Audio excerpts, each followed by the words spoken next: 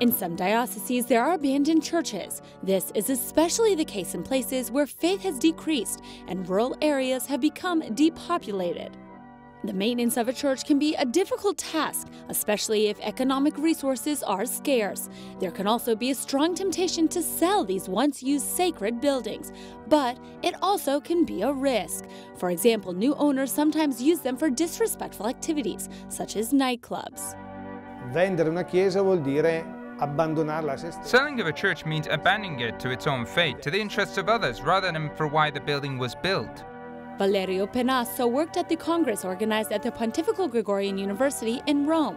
Representatives of 23 Episcopal conferences attended to study how to manage dioceses with churches in disuse.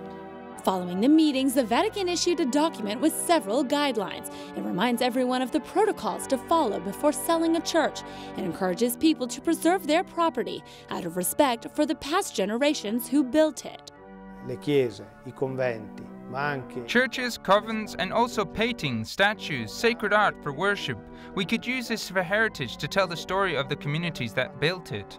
This is what the Catalonia Sacra project in Spain has done. There are several dioceses joined forces to carry out a project that goes beyond tourism.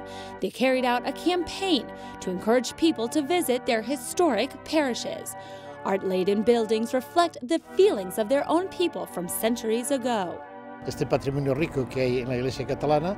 This rich patrimony that exists in the Catalonian Church is made known so that the believer may rediscover it and the non-believer may make a new discovery. It seems to me that presenting our heritage helps everyone ask questions and talk to each other. The Pope has also written a message on this. He said that churches, although no longer used for celebrating Mass, can be reused in other ways to help those in need.